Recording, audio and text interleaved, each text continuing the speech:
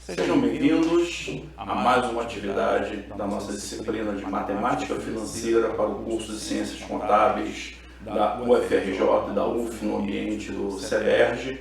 Estamos aqui para corrigir a nossa AD2 do primeiro semestre de 2021. Essa avaliação ela foi composta de 5 questões. Cada questão foi avaliada com 2 pontos, totalizando os 10 pontos da nossa avaliação. E o critério que a gente sempre adota, pessoal, quero estar relembrando aqui a vocês, é que nós utilizamos sempre a correção para o desenvolvimento da questão, ou seja, a questão ela tem que ser desenvolvida por completo, contendo aí todos os passos da construção da questão, não podendo ser utilizada na aplicação do desenvolvimento da questão, não pode ser utilizada a HP 12C. Nenhum outro instrumento financeiro que venha a nos apontar o resultado. Por que isso? Porque os instrumentos financeiros, em especial a calculadora financeira, ela tem um custo de aquisição um pouco elevado, e ela não é uma unanimidade na nossa vida profissional. Ou seja, ela nos ajuda, mas ela não é essencial, vital, a ponto de ser de uso obrigatório, de aquisição obrigatória para todos os alunos. Então, por um critério de isonomia, para que todos sejam avaliados, obedecendo esse princípio da igualdade, nós optamos para considerar como padrão de correção, padrão de avaliação, a não utilização do HP. Você pode utilizar para resolver, para fazer as contas, mas ela não pode ser utilizada no desenvolvimento da questão. Então, todos os mediadores, toda a nossa equipe de trabalho, ela é orientada a avaliar e corrigir em função do seu desenvolvimento. Eu faço toda a supervisão desse trabalho, mas o desenvolvimento ele é essencial. Não pode apresentar uma questão apenas marcando as teclas da HP que você utilizou, colocando ali os valores que você encontrou a partir do desenvolvimento via calculadora. Então é importante que você utilize todas as fórmulas que estão lá na nossa apostila, para que o desenvolvimento seja completo da questão, que ele possa ser aproveitado por completo, ou seja, para que a gente possa ter uma isonomia nesse processo de correção. Então, pessoal, vamos começar a avaliação da nossa AD2. A primeira questão ela diz o seguinte: uma loja virtual vende uma televisão através de um parcelamento sem entrada de 10 vezes, ou seja, nós temos que N é igual a 10 vezes. Cada prestação ela é de R$800. Então nós temos aqui o PMT, sendo a primeira paga 30 dias após a data da compra. Então nós temos a seguinte operação: nós compramos aqui a televisão na data 0, e a partir do primeiro mês nós temos o primeiro pagamento e o último pagamento lá no 10º mês. Admitindo-se uma taxa de 1,5% ao mês e capitalização composta, então a taxa é 1,5% ao mês e capitalização composta, qual seria o valor justo para pagamento à vista? Então, essa aqui é uma questão que a gente sempre utiliza nas avaliações, sempre utiliza como exemplo na nossa sala de aula, porque é uma situação que nós encontramos muito no nosso dia a dia, no comércio eletrônico, seja no comércio físico, quando a gente vai se deparar com a compra, aquela compra pode ser parcelada em 6, 10, 12 vezes, e a loja diz que é sem juros. Só que a gente sabe que toda vez que a gente tem o diferimento do pagamento, ou seja, a gente concede prazo para o pagamento, é levado em consideração uma taxa de juros. Uma coisa é o valor hoje, outra coisa é esse valor dividido em 10 parcelas ao longo do tempo. Então, o que é feito aqui? É encontrado qual é a taxa de interesse, para que a gente possa trazer esses valores até a data zero, para que encontremos um valor justo para pagar à vista. É uma coisa que eu sempre falo, né, na disciplina de matemática financeira, sempre falo nas atividades de educação financeira. Se existe um diferimento de pagamento, se existe um parcelamento, eu só devo pagar à vista se eu tiver algum benefício, se eu tiver algum desconto para pagamento à vista. Então isso é uma coisa que a gente sempre vai se deparar com nossa vida, e isso é um cálculo que é importante para a gente fazer. Ou seja, quanto está sendo cobrado de juros, para fazer esse diferimento. Então vamos pegar aqui. Nós temos a seguinte situação. Vamos pegar a nossa fórmula que diz que o valor presente, que é quem eu quero encontrar, ele é PMT vezes 1 mais I elevado a N menos 1 sobre I que multiplica 1 mais I elevado a N. Então, com isso, nós temos um valor presente de 7.377,75 centavos. Então, esse modelo de questão, onde ele apresenta aqui a solução, se eu for considerar, por exemplo, essa aqui, a loja, você pode pagar à vista ou parcelado, não tem cobrança de juros.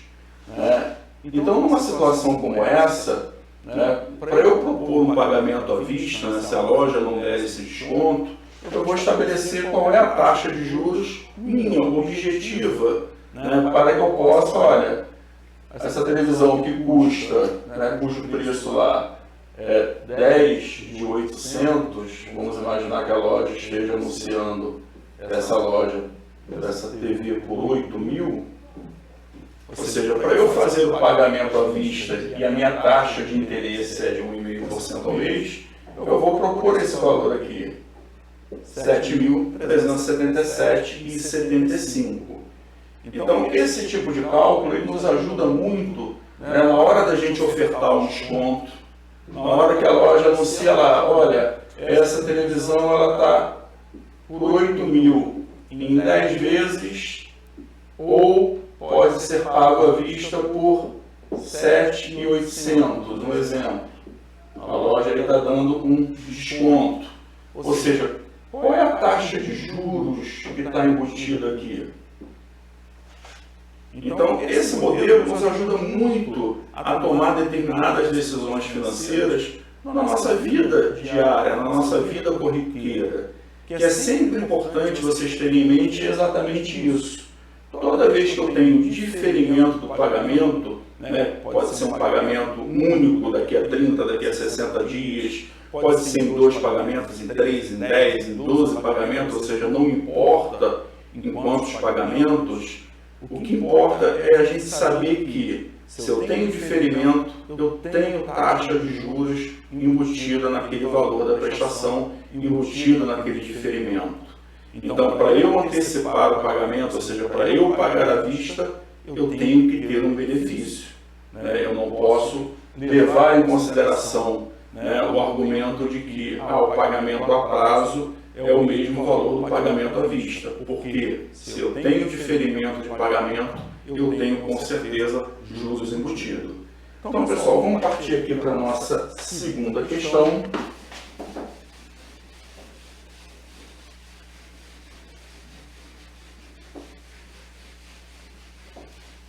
A segunda questão diz o seguinte: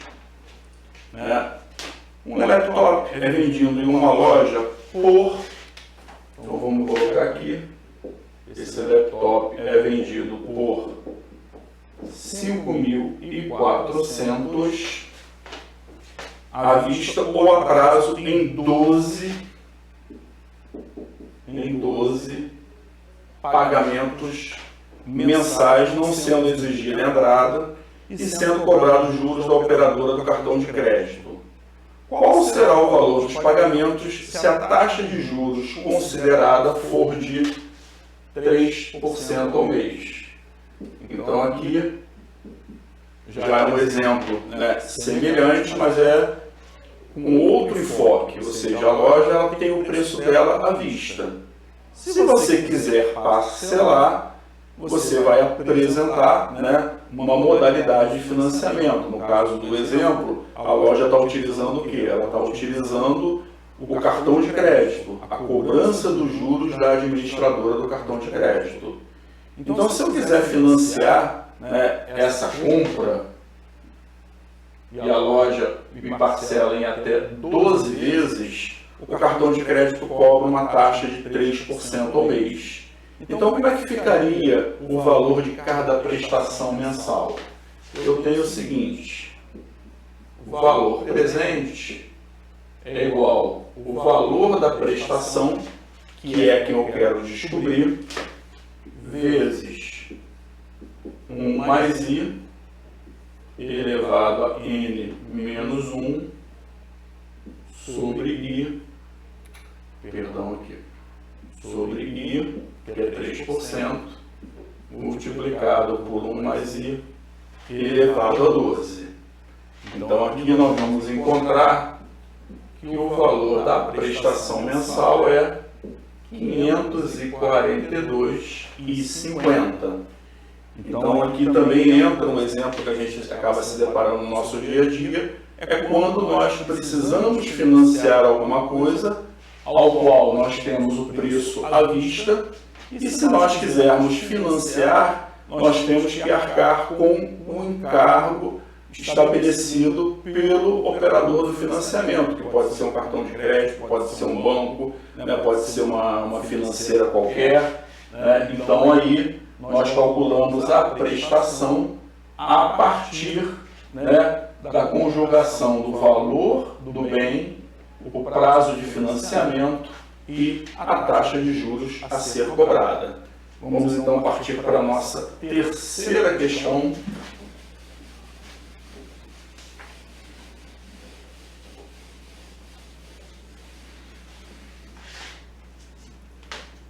Então vamos para a terceira questão. A terceira questão diz o seguinte: um carro é anunciado por 60 mil.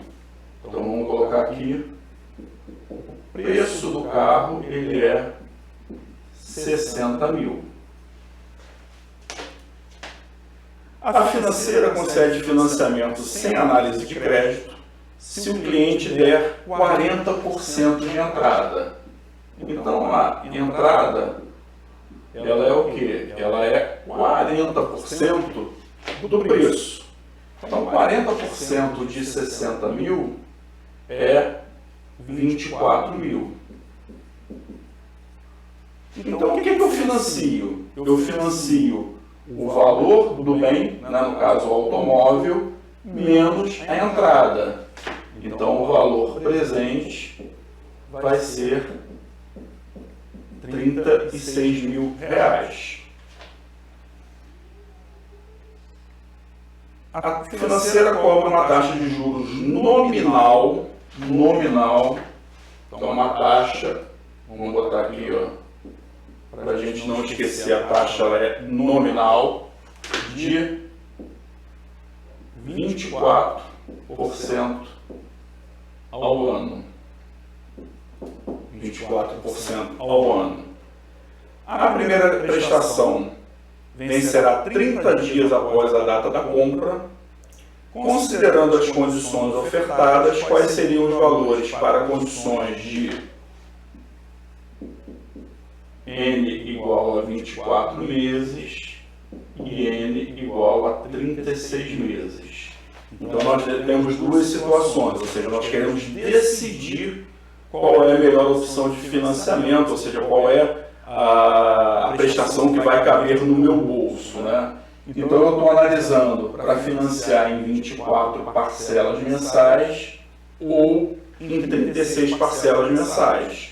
Então, como já descobri que as parcelas são mensais, eu vou ajustar a taxa de juro de uma taxa anual para uma taxa mensal. Então, com isso, eu vou converter de forma nominal. Ou seja, eu sei que essa taxa passa a ser 2% ao mês. Então vamos calcular aqui o valor, né, primeiro da prestação para 24 meses. Então eu tenho aqui 1 mais I elevado a N menos 1 sobre I, que multiplica 1 mais I elevado a N. Então aqui eu vou ter uma prestação mensal de R$ 1.903,36.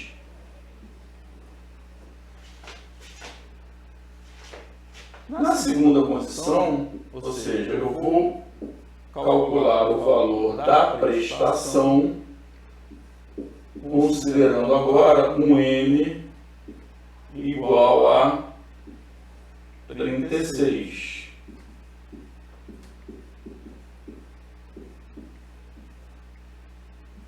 Então, com isso, o valor da prestação vai cair para 1.412,38.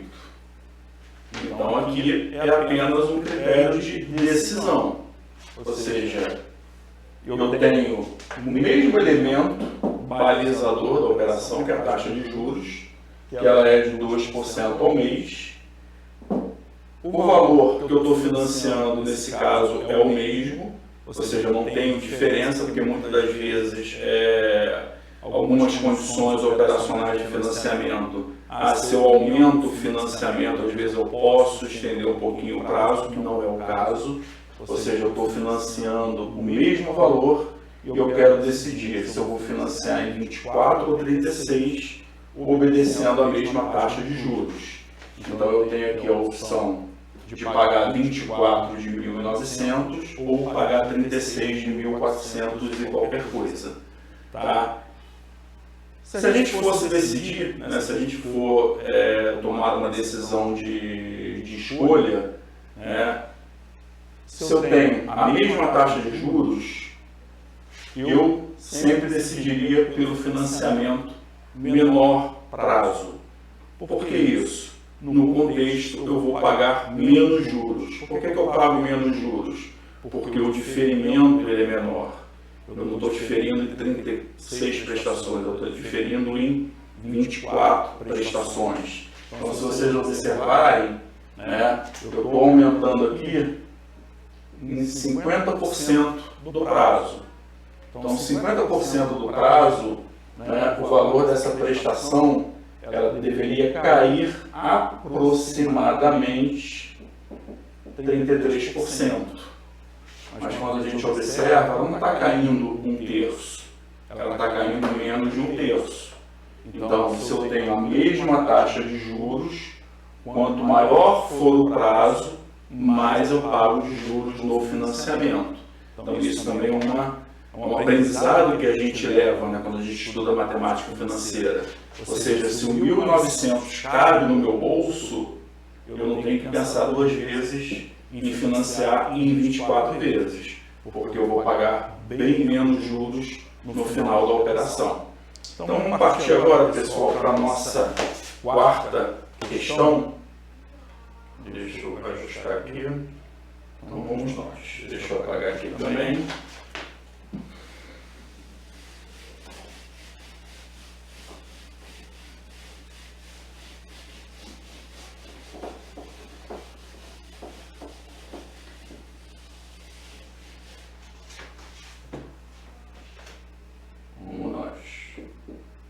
Quarta questão. Um banco oferece um tipo de investimento aos seus clientes que rende ganhos reais. Então, nós temos um ganho real de 5% ao ano. Ao final de um ano, o citado investimento ofereceu rentabilidade total. Então, nós temos uma rentabilidade total de 11,2%. Considerando essas informações, qual é a taxa de inflação do período? Ou seja, quando eu tenho, né, a taxa, o ganho real, sempre que eu ouvir falar ganho real, eu sempre tenho que pensar o seguinte: ganho real é o ganho acima da inflação. Então, para eu ter ganho real, eu tenho que ter a inflação. Eu tenho que ter um ganho acima da inflação.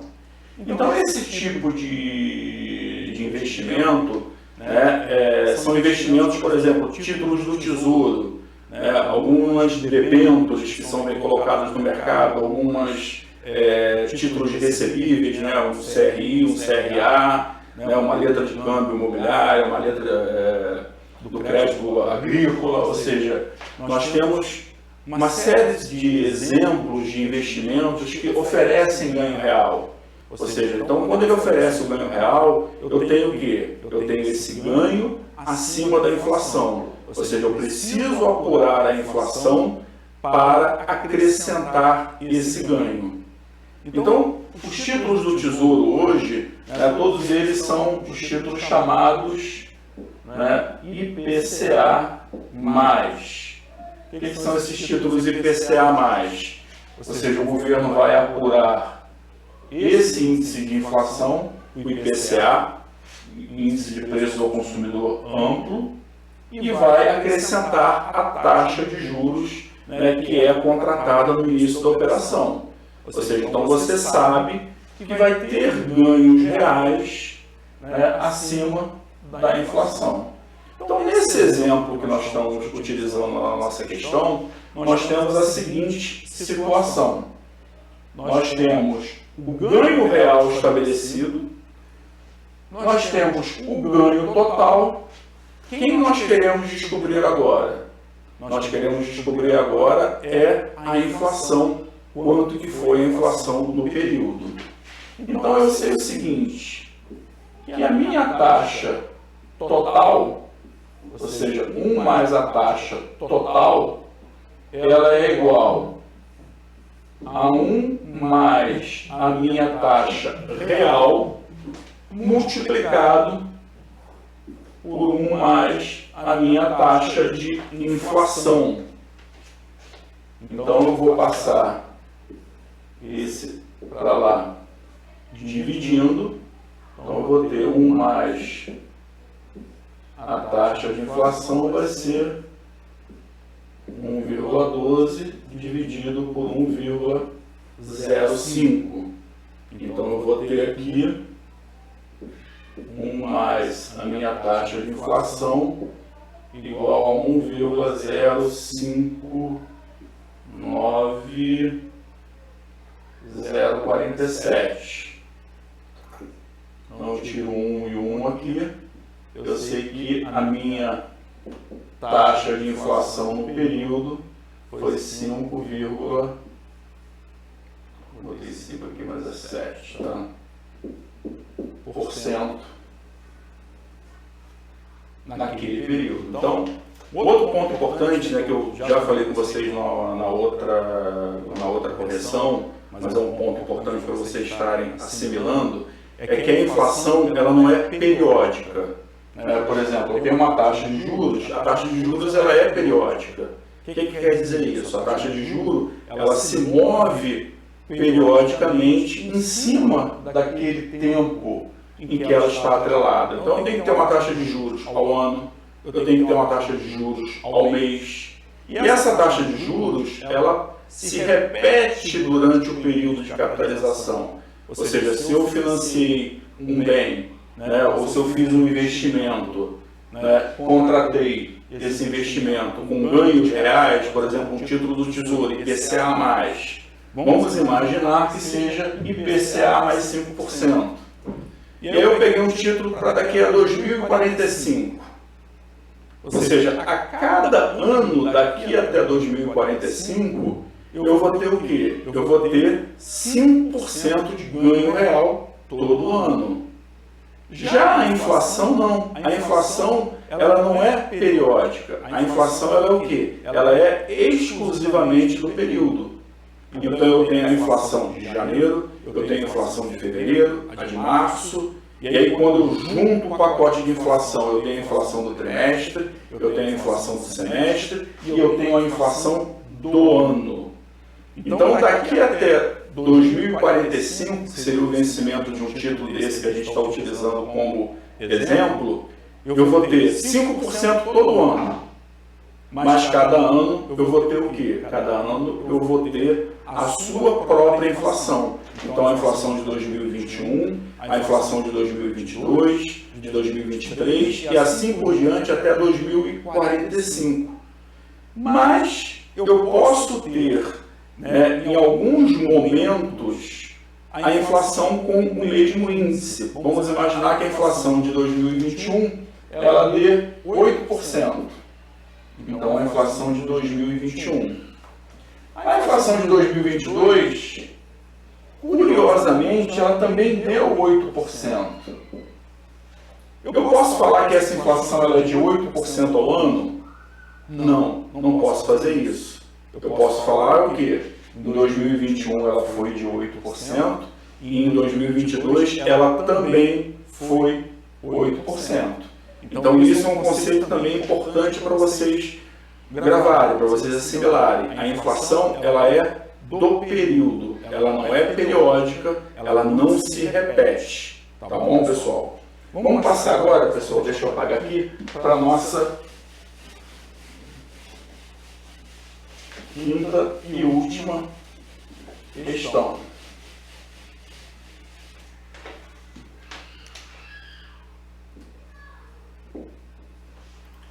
Que diz o seguinte: um cidadão em dificuldades financeiras decide tomar um empréstimo para quitar algumas contas que totalizam R$10.000 e pesquisa em 2 bancos. O primeiro banco oferece financiar o valor em 36 vezes mensais, 36 parcelas mensais, e cobra uma taxa de juros de 4,5% ao mês. Então, o valor que o nosso cliente precisa financiar, ele é de 10 mil. Um banco financia isso em 36 meses, cobra uma taxa de 4,5% ao mês. Então essa é a primeira instituição.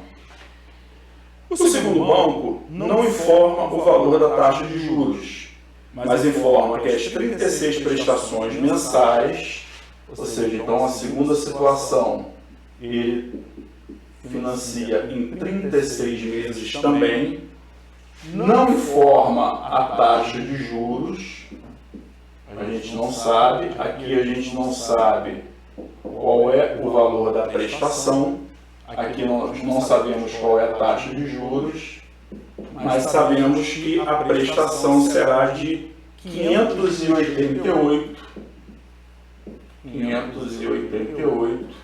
588,90. E aí, considerando que em ambos os casos a primeira prestação será paga 30 dias após a contratação do empréstimo, qual das duas opções é a mais vantajosa para o nosso amigo? Então, ele está tomando 10 mil e a primeira prestação vai ser um período depois. Então, vamos considerar o seguinte: aqui nós já temos o valor da prestação. Eu poderia calcular a taxa de juros aqui para comparar, e eu posso calcular aqui o valor da prestação para comparar. Então, eu sugiro todo mundo fazer o cálculo da prestação, que é muito mais simples e muito mais rápido para a gente fazer. Então, com isso, nós vamos considerar aqui o valor do financiamento é igual ao valor da prestação, 1 mais I elevado a N menos 1 sobre I, que multiplica 1 mais I elevado a n.